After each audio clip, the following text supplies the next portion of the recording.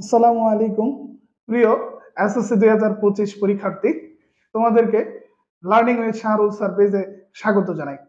তো আজকে আমরা ইংলিশ ম্যারাথন ক্লাস 15 ডেজ এর প্রথম পর্ব শুরু করতে যাচ্ছি তোমাদের স্পেশাল সাজেশন দেওয়ার মধ্য দিয়ে।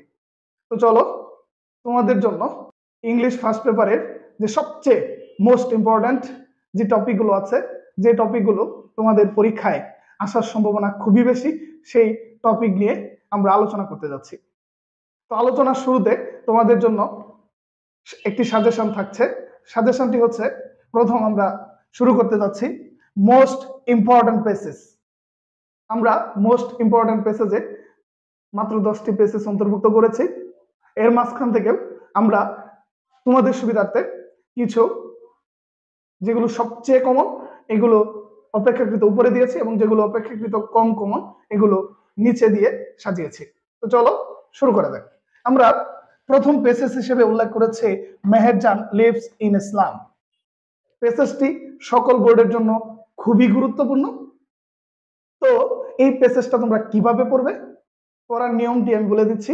তোমরা দেখবে মেহেরজান পেসেজ থেকে কোনো নামি দামি স্কুলে টেস্ট পরীক্ষায় মেহেরজান থেকে পেসেজ এসেছে কিনা, তোমরা সেই মেহেরজানের পেসেজ যদি স্কুলে এসে থাকে টেস্ট পরীক্ষায়, সেই টেস্ট পরীক্ষার কোয়েশ্চেন এবং বোর্ড পরীক্ষার কোয়েশ্চেন একসাথে সমন্বয় করে পড়বে, ইনশাল্লাহ কমন পাবে।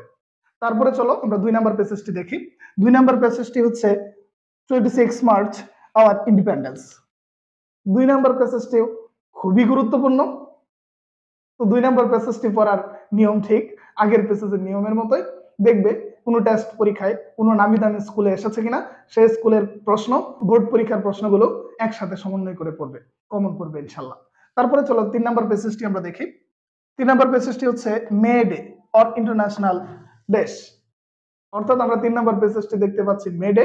এই মে ডে পেসেজটি খুবই গুরুত্বপূর্ণ। যদি কোনো প্রশ্নকর্তা প্রশ্ন করে, উপরের যে 3টি পেসেজ, এই 3টি পেসেজ থেকে প্রশ্ন আসার পসিবিলিটি খুবই বেশি। সো তোমরা আগের নিয়ম অনুসরণ করে পড়ে নেবে।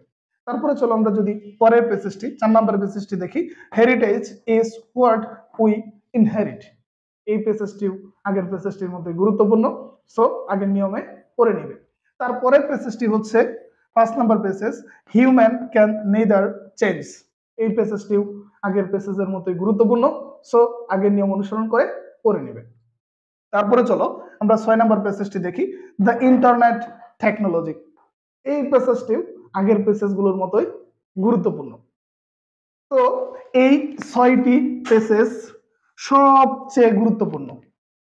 তোমরা যারা অপেক্ষাকৃত দুর্বল শিক্ষার্থী আছো, যে এত পেসেজ পড়ার সময় আমাদের নেই, আমরা পারবো না, তাদের জন্য এই উপরের 6টি পেসেজ তোমরা গুরুত্ব সহকারে বোর্ড কোয়েশ্চেন এবং নামি দামি স্কুলের যে প্রশ্নগুলো আছে সেই প্রশ্নগুলোকে সমন্বয় করে পড়ে ফেলবে ইনশাল্লাহ। এই 6টি পেসেজ থেকেই তোমাদের প্রশ্ন আসার পসিবিলিটি খুবই বেশি সকল বোর্ডে। তারপরে চলো আমরা অপেক্ষাকৃত কম কমন যে পেসেজগুলো আছে সেই পেসেজগুলো দেখে নিই। তারপরে আমরা পেসেজ হিসেবে উল্লেখ করেছি 7 number passage, Zahir Raihan was one of dash. এই পেসেজটি অপেক্ষাকৃত কম গুরুত্বপূর্ণ। তো এই পেসেজটি তোমরা দেখে যাবে, যদি বাই চান্স প্রশ্ন চলে আসে যেন মিস না হয়। তারপরে পরের পেসেজটি দেখো, আমরা 8 নাম্বার পেসেজ হিসেবে উল্লেখ করেছি, মাইনুল ইসলাম ইজ কোয়ালিফাইড। ঠিক আগের পেসেজটার মতোই, তোমরা জাস্ট দেখে যাবে। তারপরে চলো আমরা 9 নাম্বার পেসেজটি দেখি, মাদার তেরেসা ওয়াজ মুভড। এই পেসেজটিও ঠিক আগের পেসেজের মতোই তোমাদের প্রতি দিক নির্দেশনা থাকবে, যে তোমরা পরীক্ষায় যাওয়ার আগে জাস্ট দেখে যাবে যেন প্রশ্ন আসলে আনসার করতে পারো। তারপরে চলো সর্বশেষ passage 10 number, countries of the world. এই পেসেজটিও ঠিক আগের পেসেজের মতোই, তোমরা জাস্ট দেখে যাবে যেন প্রশ্ন আসলে তোমাদের কাছে অচেনা না লাগে, যেন তোমরা আনসার করতে পারো। ইংলিশ ফার্স্ট পেপার সাজেশন পার্টের দ্বিতীয় অংশে থাকছে মোস্ট ইম্পর্ট্যান্ট প্যারাগ্রাফ। আমরা মোস্ট ইম্পর্ট্যান্ট প্যারাগ্রাফ পার্টে মোট 10টি প্যারাগ্রাফ অন্তর্ভুক্ত করেছি। সবচেয়ে কমন যে প্যারাগ্রাফগুলো টেস্ট পেপার অ্যানালাইসিস করে, তো আশা করি 100% কমন পাবে ইনশাল্লাহ। তো চলো প্যারাগ্রাফগুলো দেখে নিই। আমরা প্রথম প্যারাগ্রাফ হিসেবে উল্লেখ করেছি অ্যাজ স্কুল লাইব্রেরি। খুব গুরুত্বপূর্ণ প্যারাগ্রাফ। যে টেস্ট পরীক্ষাগুলো অনুষ্ঠিত হয়েছে, টেস্ট পরীক্ষার প্রশ্নপত্র বিশ্লেষণ করে দেখা গিয়েছে যে সবচেয়ে বেশি প্যারাগ্রাফটি এসেছে স্কুল লাইব্রেরি। তারপরে আমরা দ্বিতীয় প্যারাগ্রাফ হিসেবে উল্লেখ করেছি এ বুক ফেয়ার। তারপরে আমরা তৃতীয় প্যারাগ্রাফ হিসেবে উল্লেখ করেছি ডিফরেস্টেশন। তারপরে আমরা চতুর্থ প্যারাগ্রাফ হিসেবে উল্লেখ করেছি এ রোড অ্যাক্সিডেন্ট। তারপরে পঞ্চম প্যারাগ্রাফ হিসেবে আমরা উল্লেখ করেছি ট্রাফিক জ্যাম। তারপরে ষষ্ঠ প্যারাগ্রাফ হিসেবে উল্লেখ করেছি এনভায়রনমেন্ট পলিউশন। প্রিয় শিক্ষার্থীরা, এই 6টি প্যারাগ্রাফ সবচেয়ে বেশি অনুষ্ঠিত বিভিন্ন স্কুল বোর্ড পরীক্ষা বিশ্লেষণে আমরা দেখতে পেয়েছি। তো সবচেয়ে ইম্পর্টেন্ট এই 6টি প্যারাগ্রাফ। তোমাদের যদি কোনো প্রশ্নকর্তা প্রশ্ন করে এই 6টি প্যারাগ্রাফ থেকে প্রশ্ন আসার পসিবিলিটি খুবই বেশি। তারপরে যদি আমরা পরের প্যারাগ্রাফটা দেখি, তারপরে প্যারাগ্রাফ হচ্ছে 7 নম্বর যে প্যারাগ্রাফ ওয়াটার পলিউশন। তারপরে আমরা যদি পরের প্যারাগ্রাফটি দেখি, তারপরে যে 8 নম্বর প্যারাগ্রাফ এ টি স্টল। তারপরে আমরা যদি দেখি 9 নম্বর প্যারাগ্রাফ হচ্ছে এ স্ট্রিক্ট ওকার। তারপরে আমরা যদি দেখি সর্বশেষ 10 নম্বর প্যারাগ্রাফ হচ্ছে এ রেনি ডে। সাজেশনের পরের অংশে থাকছে মোস্ট ইম্পর্টেন্ট স্টোরি, যে স্টোরিগুলো সাজানো হয়েছে তোমাদের টেস্ট পরীক্ষার উপর ভিত্তি করে। টেস্ট পরীক্ষায় যে স্টোরিগুলো সবচেয়ে বেশি এসেছে সেই স্টোরিগুলোই এখানে অন্তর্ভুক্ত করা হয়েছে। আশা করি এখান থেকে একটি স্টোরি 100% কমন পড়বে ইনশাল্লাহ। চলো স্টোরিগুলো দেখে নিই। প্রথম স্টোরি হিসেবে উল্লেখ করেছি আমরা এ থার্স্টি ক্র। তারপরে দ্বিতীয় স্টোরি হিসেবে উল্লেখ করেছি ইউনিটি ইজ স্ট্রেংথ। তারপরে আমরা তৃতীয় স্টোরি হিসেবে উল্লেখ করেছি হো উইল বেল দ্য কেট। তারপরে চতুর্থ স্টোরি হিসেবে আমরা উল্লেখ করেছি দ্য হিয়ার অ্যান্ড টর্টয়েস। তারপরে আমরা পঞ্চম স্টোরি হিসেবে উল্লেখ করেছি টু ফ্রেন্ডস অ্যান্ড বিয়ার। তারপরে ষষ্ঠ স্টোরি হিসেবে আমরা উল্লেখ করেছি নোবডি বিলিভস এ লায়ার। তারপরে আমরা সপ্তম স্টোরি হিসেবে উল্লেখ করেছি রবার্ট ব্রুস।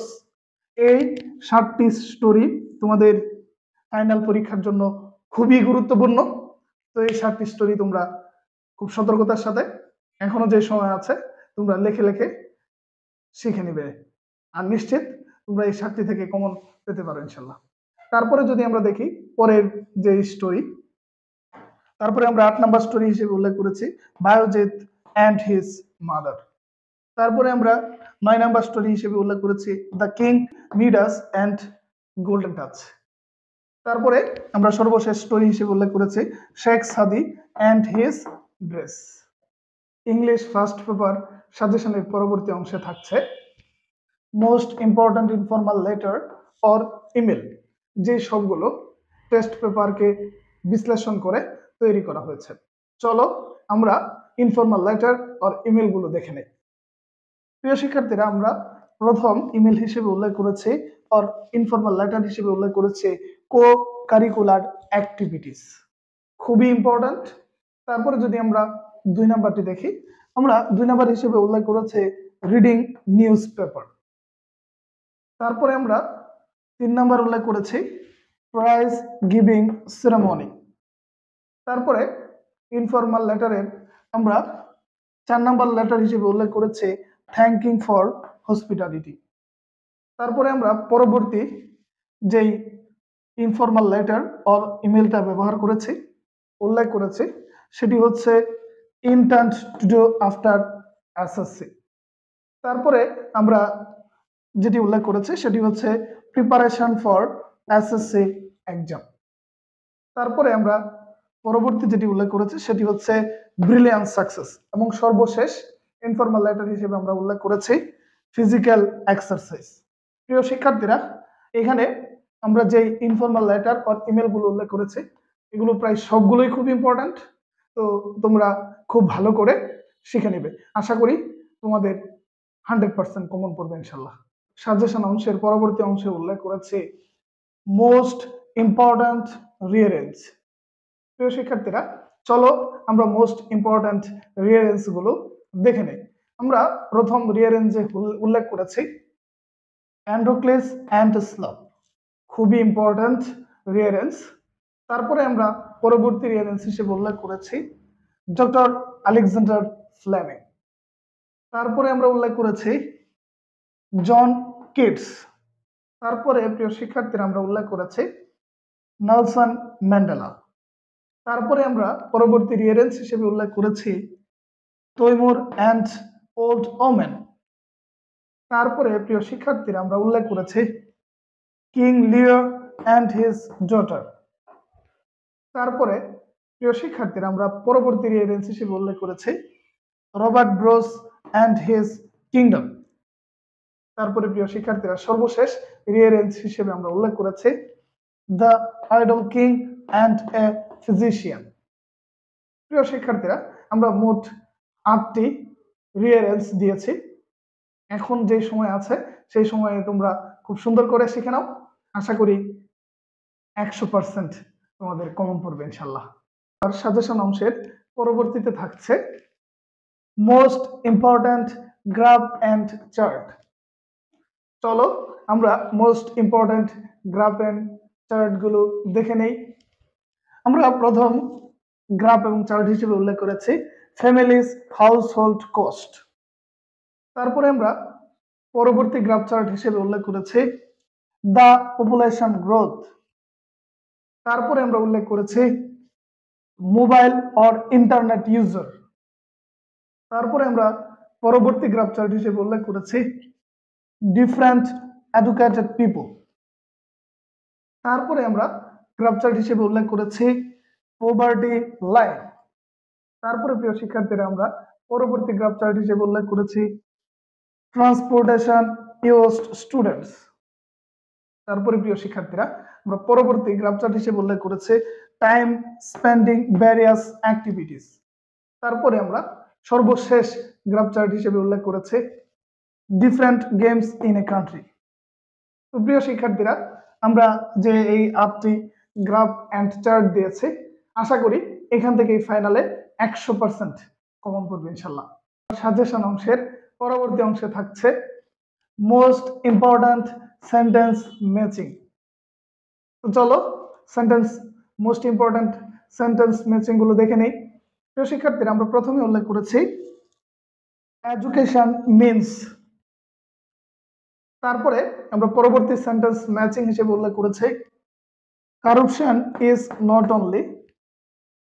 তারপরে প্রিয় শিক্ষার্থীরা আমরা সেন্টেন্স ম্যাচিং হিসেবে উল্লেখ করেছি ড্রাগ অ্যাডিকশন মিন্স। তারপরে উল্লেখ করেছে patriotism is a great virtue. তারপরে আমরা উল্লেখ করেছি পাঞ্চুয়ালিটি ইজ এ ভার্চু। তারপরে প্রিয় শিক্ষার্থীরা আমরা সেন্টেন্স ম্যাচিং এর পরবর্তী অংশে উল্লেখ করেছি ডেঙ্গু ফিভার। তারপরে আমরা সেন্টেন্স ম্যাচিং হিসেবে উল্লেখ করেছি ডোনেশন অফ ব্লাড। তারপরে সর্বশেষ সেন্টেন্স ম্যাচিং হিসেবে প্রিয় শিক্ষার্থীরা আমরা উল্লেখ করেছি গ্লোবাল ওয়ার্মিং।